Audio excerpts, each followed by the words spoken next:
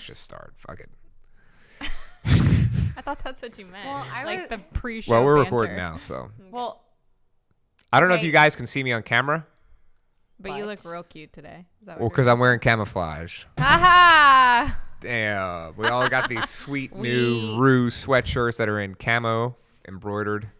It's nice. We took Calliope on a walk yesterday, and I was wearing my camo sweatshirt, and Ryan was like, "Where'd you go? I can't see you." And I was like, "What are you talking about?" Because it was the end of the day, and my sense of humor is usually kind of gone for a little bit until I'm fed. And he was like, "Your camo?" And I was like, "Okay, Dad, like, do you have the poop bags? Let's go." Emily used to say that only I got hangry, but I've been getting hangry lately. speak up, please. Sarah, when does a joke become a dad joke? We've told this joke before. Remind me. When it's apparent. Yes. We've told this before. Okay. Well, how come... Get it wait, out. what is it? Why Riley's doesn't trying to Saint... tell jokes Why that he's can't Saint Nick get COVID? Oh, Why? I don't know this one. Neither forgot. does Bradley. Damn it. Apparently.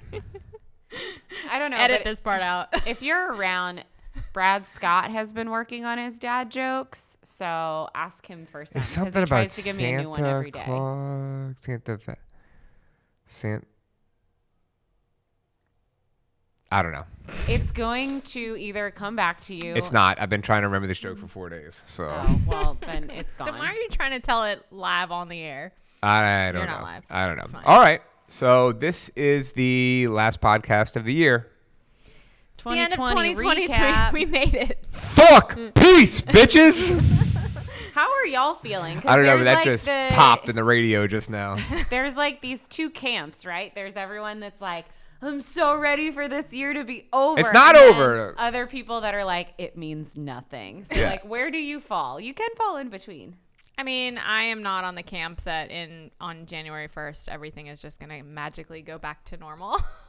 Yeah. But I am also in the camp that this has been the hardest year of our lives. So I'm ready for us to just be beyond the year. Yeah. Yeah, I think, there were a lot of positives and bright spots about 2020. And I feel like, if anything, 2020 has made me a stronger human being. So 2021, bring it. Short of a Mayan apocalypse, like, I feel pretty good with whatever we have to tackle. Yeah, for sure. Agreed. So it's like I had this new body made of Vespar. That is a Mandalorian inside joke. I was like, what? I don't know if Sarah got it or not, but I think she gets it. I did. Emily definitely did not ready get for it. it. I'm like, is that what the new I wall just- balls are made out of? Vespar? that would be Kevlar. 2 syllables. There's a V. Real close. Okay. Yeah. All right. Emily, what are we talking about today? Just kind of what we learned over 2020 and what we're looking forward to in 2021, Yep. goals and So Sarah gave us said pick your top 3. Emily came up with 6. So overachiever. Yeah. whatever. Sure, there will be overlap though. With We'll see things that what you have guys time do. for. Also, though, we would love for you to share what you learned. We're talking about you, the listeners, through 2020. Top 3 things. Go ahead and drop a comment in the podcast, and we'll share some of those in our Instagram story. Yeah. So, all right, let's get rolling. Sarah? I mean, a pretty obvious one for me that happened because of COVID was being able to do that adaptive CrossFit certification that I've been talking about for years, because that was something that was possible, but I'll say like not really feasible for me before. They, like us, had to pivot and figure out how to continue to get their product out to people, but suddenly remotely. So whereas this certification that I was really excited about for a long time before would have required a much larger financial commitment, and also time, like having to travel alone for it. Suddenly they had to shift, and it was cool to do it, but also finishing it, like in my head, I thought it was something I really wanted to do, but getting it done, I realized how much it meant to me. I love it. So that was kind of my obvious answer for that one. And the silver lining to all of it, Yes. all of what happened, is that it made it a lot more accessible to you. Exactly. Yeah. M. The first one that I wrote down was just my whole new appreciation for nurses and teachers. And this is kind of twofold. I had a couple of clients over the shutdown that were nurses. And I was helping them, yes, with their nutrition, but just managing all of the other things that were going on in their lives. And like, we got to the point where I was calling them pretty much daily to check in with them and see if they were okay. And these specific women in my life, like, just went to war.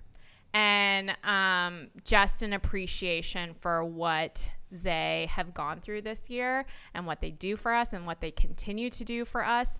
I'm just so grateful for. And then teachers are the other heroes of the story, I think. Not only do I have another appreciation for teachers because of what I experienced homeschooling my child, Right.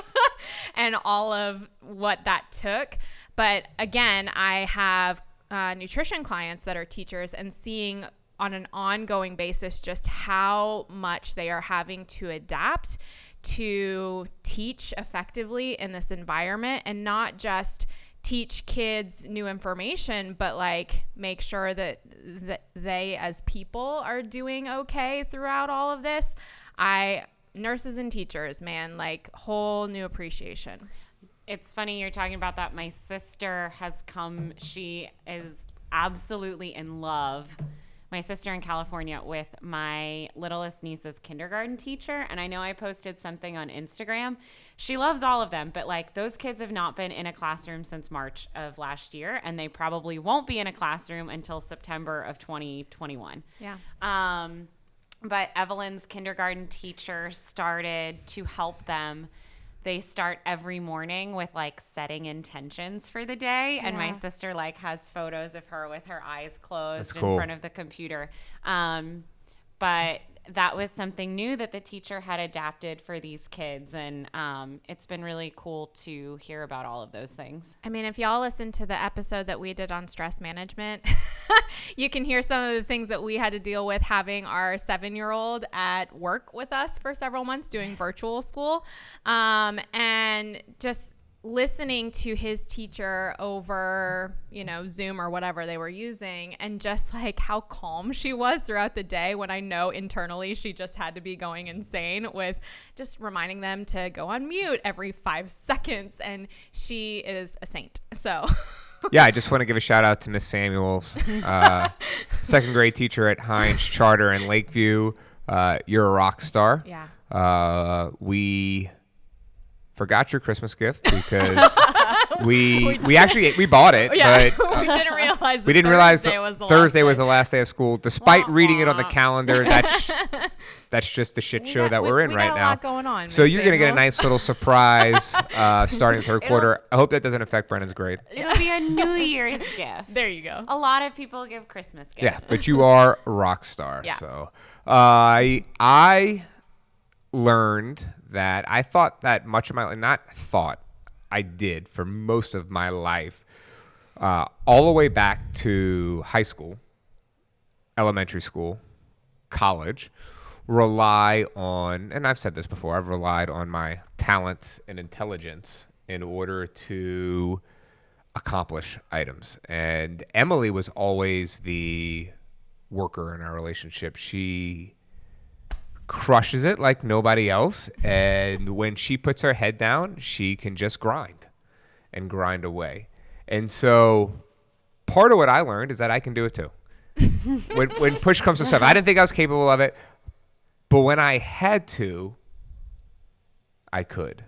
And COVID taught me that, and it's kind of pushed forth till today. So I could still grind a little bit. I just do it in batches and different times when people don't know about it. Like when I wake up and I'm sitting in the living room at 5 a.m. with all the lights off, but just hammering away on the computer. Sarah will get emails, and I need to schedule them so she doesn't get an email at 6 a.m. with stuff from me. I imagine you in like your monogrammed Land's End slippers and a robe. Guess who has Land's End slippers now? The eerie glow of the computer. Yeah. I originally, when I started doing that, I had to, especially for Christmas. So when I wake up, Chicory's, y'all might have heard me talk about this, but Chicory's tail is like a whip. She's 86 pounds. We're talking about our dog. We're talking about a dog. She's healthy as a horse. Not their unmentioned. Right, she's so healthy. She's healthy as a horse, not as a dog. But This is bad joke day. So when she wakes up, her tail is like on the floor. Just you like hear butt dragging across, trying to. Okay. Emily's passing on that. And she's super loud, and she can wake the kids up, despite the fact that the kids have a noisemaker in their bedroom. So when I first came out in the beginning of December, because if I'm going to work and drink coffee at the crack of dawn before everybody else is up, I want to enjoy the Christmas lights. Right. So I would go try to put the Christmas lights on before everything else. Well, that gets Chicory in a roar.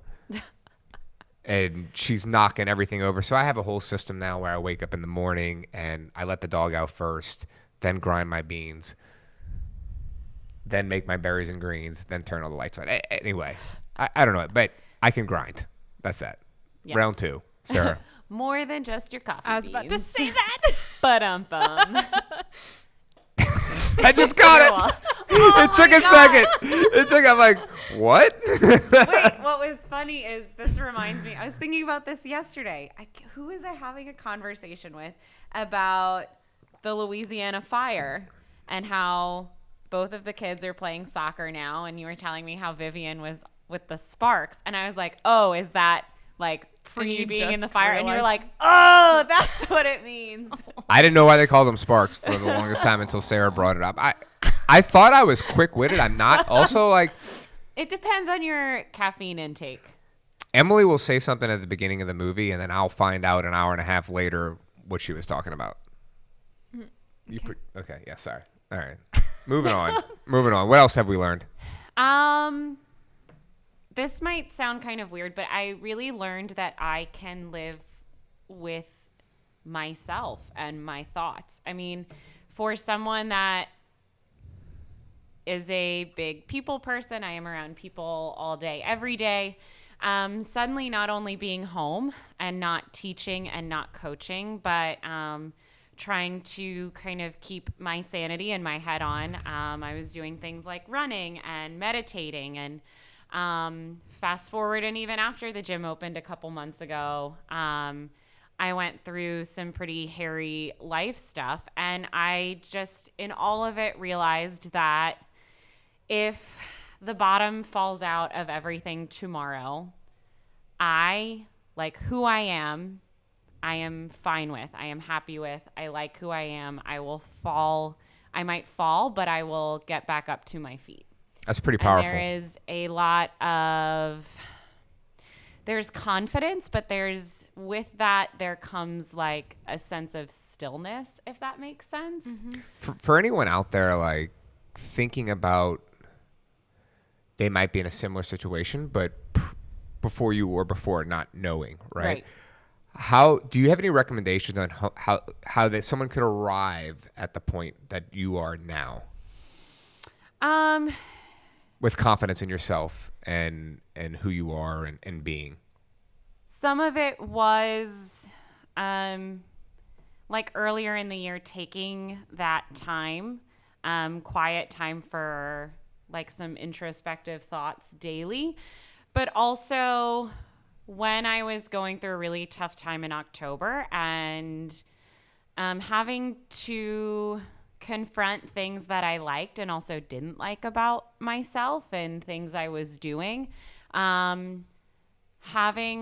I don't know, we always talk about our support system and our safety nets and feeling like, well, it's no fun if I don't get to use it, right? So having really honest conversations and allowing the people in my life to love me and support all parts of me, and not just allowing them to see what I wanted them to see, but saying like, this is what I'm struggling with. I like owning up to some of the things I was not happy with myself about, and asking for that support throughout. So in a lot of ways, just like being totally honest with myself, and then with those that I needed the support from. And here's the mental health portion of this podcast, but I want to piggyback off of that a little bit, because there's a lot of people that are probably sitting at home and they're looking for their life to fit into some like box, right? Or I'm going to say this word, social construct, okay? And life is messy, guys. Like it's messy. And the sooner you figure that out and figure that like there are multiple options, there's not A, there's not B. And just because the rest of society says there's A and B doesn't mean there's A and B for you. There's always C, D, E, F, G, whatever.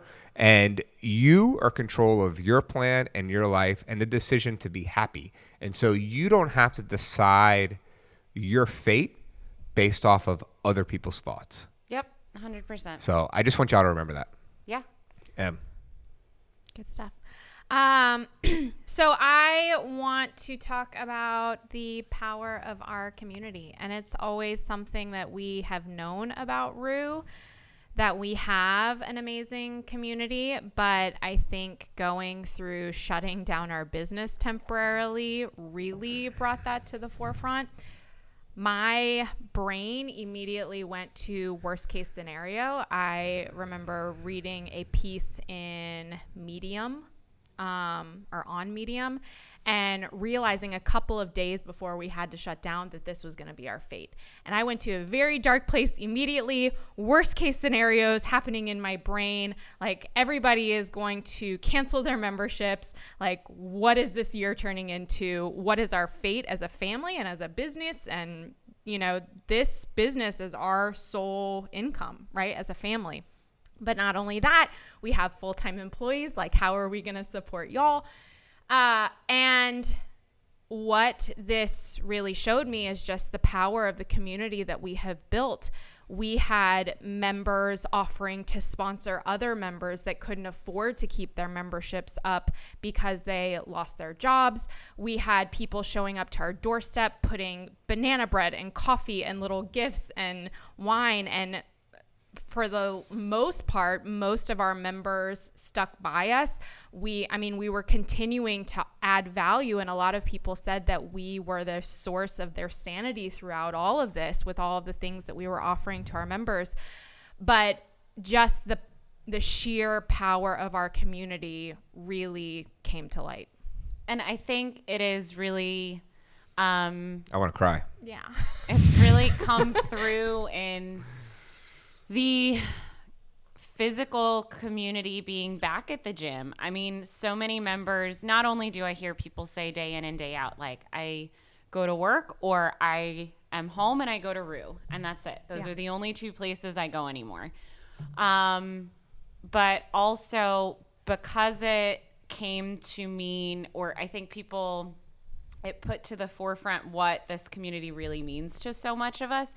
There is now such a bond and such a respect for each other, and wanting to, even though there's over 200 of us here, wanting to be the best person I can be to help keep this community open and thriving, and not be that person that brings in something that's scary and is the reason the gym has to potentially, shut down for a few days. Everyone is so respectful of that without necessarily having those unique one-on-one relationships with every single other person. There's just a general understanding of what the community means to each one of us and a respect. I love it. I also found out that I am wiser than I thought I was. And like I said, I I told Emily last night, I was messing with her, and I said I have a very high opinion of myself, which causes a lot of our fights. Anyway, I like Sarah went through some hairy stuff this year. And part of that was just self-realizations, and piggybacking off of what I said earlier is that I just took a step back and evaluated my situation from a whole and decided to take charge of my decision making, realizing that I am not a perfect person. And I know that sounds stupid. No one out there thinks that, but all of us are often judge others easily based off their actions and not looking towards ourselves when we do that. And so I just took a step back at myself, said I'm not perfect, and was able to make a decision that made me happy and happier for the long term, and possibly more happier than I was, prior in my life. And it just felt like a level of maturity that I hadn't had before, even though people might look at it odd. I just felt like that. And I just felt like I grew a lot as a person this year. So. Yeah. All right. You're the one who's got all the... Oh, we don't have to go through all of mine. I want to go one more. I want to go one more. Yeah. Here's an easy one for me, is that I learned that I don't need to drink alcohol all the time. That's a big one. Yeah. I mean, I wasn't an alcohol. That was post-quarantine. Yeah, that was post-quarantine. During quarantine, I found myself we went through all the bottles of wine. Okay. All the bottles of wine, beer, everything. I think I had at least 2 or 3 Dixie Lights every single day. And I was barbecuing all the time, stuff like that. And then outside, when we came out of quarantine, you started counting your macros. I was like, I'm going to count my macros with you. And we had done it in the past. We talked about it in the past, but we both got serious about it, doing it every day for the long term. And if you want to do it and you want to see results, it's tough to drink while you do it. It eats up all the good carbs, right? Yes. It eats up all the carbs that fuel your muscles. So I had to pick my spots, and I realized I don't miss it anymore. Yeah. Yeah. Now my medical marijuana card should be in the mail any day now, but I'm kidding. But seriously, if anyone knows how to get me one of those, hit me up. Yeah.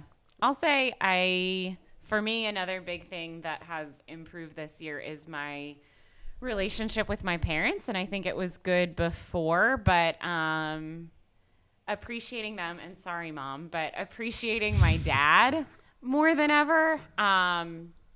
You want to talk about someone who is just who finds happiness and joy in the simplest of things, and who had every single reason to be really upset throughout all of this, with his health being a concern. My dad has been happy as long as he has gotten to talk to his family on a regular basis and can get outside to walk or run every day. And that is it. He is fine with having given up everything else. So that has been really inspiring. Yeah. I love that. I love it. I'm going to stop before I cry. I know. We're all a little teary. So for people who may not know, I think it's something that we've talked about in the past, but generally we have kind of a word or an idea that is the overarching theme of our year at Rue. And this past year it was consistency, which I think we showed up big to. We probably had every reason in the world not to do the podcast every week, and yet we did it through Zoom. And yeah. So a really good one with you in a row. YouTube videos out the ass. Yeah. 2 years ago, though, it was less but better. And we, the year before that, we felt like we were running around like chickens with our heads cut off. We had just expanded the gym. We were trying to fill the space with the people.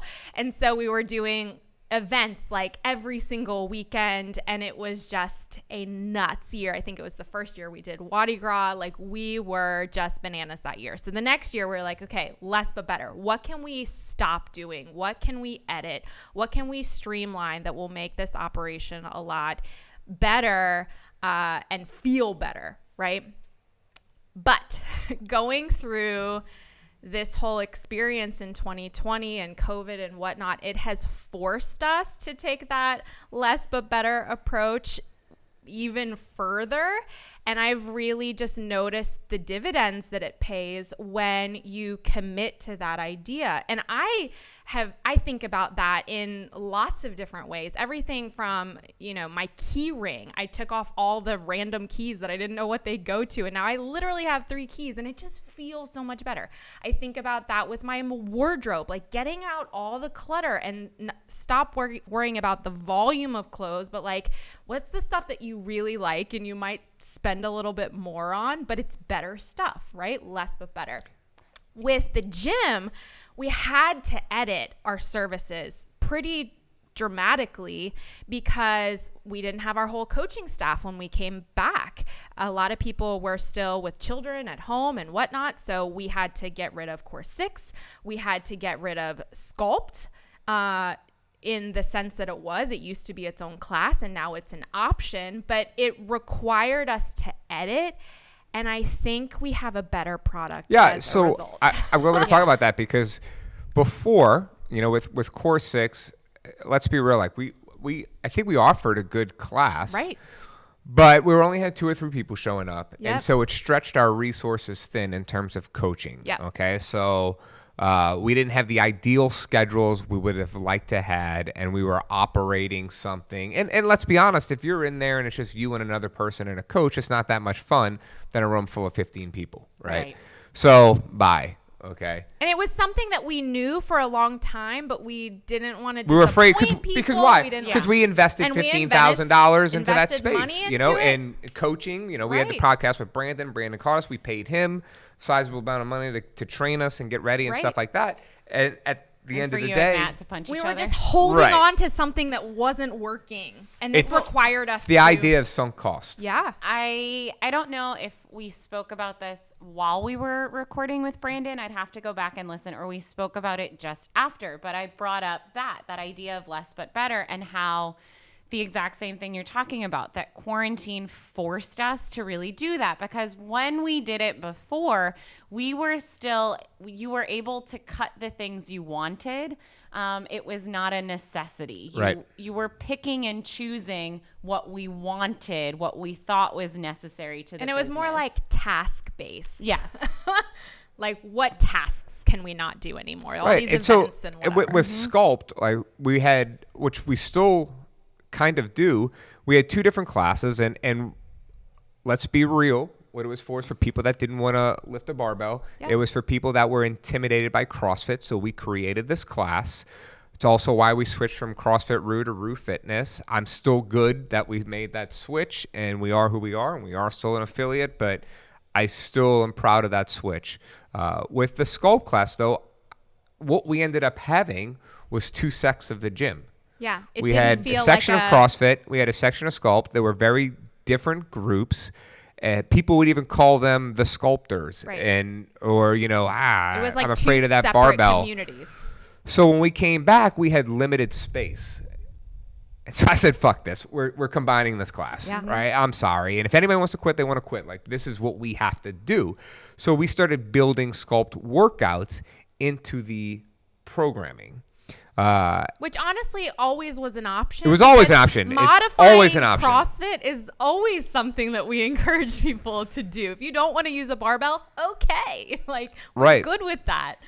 So it's always been an option. But it's putting pen to paper. And what we found out is we had a lot of people that weren't using barbells, started using barbells. The people who weren't using barbells were happy. Yeah.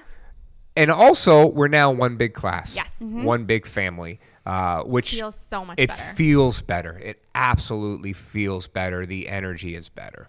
And I don't know, it would feel off if you were like the Sculpt coach was less likely to be in control of the music because it was farther away from them. Right. Just a logistical thing. So sometimes as a coach, you're trying to bring the energy, but maybe the CrossFit coach has turned down the volume because they're trying to talk and things like that just as a coach wore you out, like trying to adjust your energy constantly on either side of the gym because of the accommodations we'd have to make to 2 classes going on. Yeah, so I've been super jazzed about that. I'd honestly love it to where we don't even have the workout written into the workout and a coach can adapt on the spot. But I know that freaks out a lot of people. We're not there yet. We'd love to get you there. We're not there yet. But it's the same thing for I walked in, my mom's got bad shoulders like me, and she's trying to do what's written on the board. I'm like, what the fuck are you doing, lady? Like, you got jacked up shoulders. You're going to complain about how you can't move your arm and you need to hold my kid later, possibly. Like, stop doing it. She goes, well, that's what it says. I'm like, it doesn't matter what it says. Adapt it. It doesn't matter what it says. So here's my PSA to all of you listening for 2021. Just ask. Ask a coach. Don't do anything that hurts. We have alternatives for everything. And if you don't want to do something, you don't have to do it. Just show the fuck up. Raise your hand, pull a coach to the side, and ask. Yeah, and I think because of that, we've also lost a little bit of this stigma, like knowing that adapting and modifying are different than scaling, but neither one are bad. Yes. And I think what was happening a lot is people felt like they had to scale the CrossFit workout. That made them self-conscious. And so how about I just not do it? Yeah. Newsflash for y'all. Most of y'all know this, but I have a torn labrum. Okay. It's been that way for 3 years, and it's gotten to the place where I can't do a lot. Okay. So I've had to significantly modify most of my workouts. And by most, I mean 70% of my workouts. I'm here. I'm working out. It ain't no thing. Like my ego's not too big that I, can't squeeze in the door here and work or out. Like I modified yesterday. I still put my time in modify like I wanted. I made a point that like I had to modify it. So I'm going to put my score in. Emily's about to say something. What? Daggers at me. No. Okay. Not at all. Sometimes I think to myself, like, what are people thinking that I'm the owner of the gym and I'm modifying this workout? But at the end of the day, I think that it makes me a good leader. Like, you know, and you too. I think that people see us modifying workouts and they realize like, oh, if they're doing it and they're still showing up, then it's I not can because too. we don't want to do something. Yeah. It's because it either puts us in pain or it's not right for our plan. Exactly. And that's something you'll hear us talking about a lot in 2021 is what is your plan, saying yes to your plan, sticking with your plan, and you being in control of your plan and you alone. Which brings us to, what are you looking forward to in 2021? Well, our word, I talked about our word or our idea. Our word for 2021 is get stacked, our idea. And I am really excited about the momentum that we've built with that program. And I am excited about seeing where we can take it in 2021 because I think the future is bright with that community. Yeah, 100%. Sarah, what are you looking forward to? I think just more of what has happened in the last few months. I mean, I feel like it's been a springboard. Yeah, like take the first part of 2020 out of it because it was very different and it was full of constant pivots. Still pivoting. I think Pivot. It's like the year is ending and I don't really want anything to change. Like I'm not looking for a shift. I want to continue what has been happening. I have no New Year's resolution. Other than some yard work. It almost feels like our New Year's resolutions happened when we reopened. Yeah. Like that was when we started making a bunch of changes and making sure we were doing the things we liked and would grow this community. And so that felt more like a New Year's than this I'd like to give a rude shout out to our community. I have seen a lot of physical changes in the gym recently since we started getting stacked. But no, seriously, like I see a lot of people changing rapidly. I see habits changing. The culture of the gym is changing. And I mean, not that we had a bad culture before, but we are changing to and this sounds weird because we're a health and fitness company, but we are changing to a healthier version of ourselves. Well, this, I think, came to light for me, especially recently, because we have grown the nutrition program to be more remote. So I am talking to other people from other gyms, and there are two people that I've spoken to recently specifically that are not from the Rue culture. And I'm like, oh, your stories sound exactly the same. And it's like high stress, overtraining. And I don't What think, is the number one thing? Go ahead. Sorry, go ahead. I don't think that that is the culture that we have at Rue. I think, No, not anymore. yeah, not anymore. I think that people have gotten out of the idea that they are training for CrossFit or to go to the games or whatever they thought in their heads before. Like, I want to be as badass as possible. And it's shifting to more of, no, I want to look good, feel good for a long period of time. Well, Yeah. but real quick, I want to clarify that a lot. Being as badass as possible is awesome, and that's an awesome goal, and you should strive for it. But it should not come while you have to compromise your health. It shouldn't in order feel like to a do job. It shouldn't feel like a job. Yeah. You shouldn't be mentally fatigued by Yes. being as badass as possible, especially when this isn't your fucking job and you have a real job, right? Like, and it shouldn't be to the detriment of your body, Yes. physically, Yes. where we are seeing that a lot. But what is the other thing now that we're doing this remote and we have clients all over the country, clients from all other CrossFit gyms? What is something you hear a lot? I want to look like I do CrossFit as much as I do. Yep.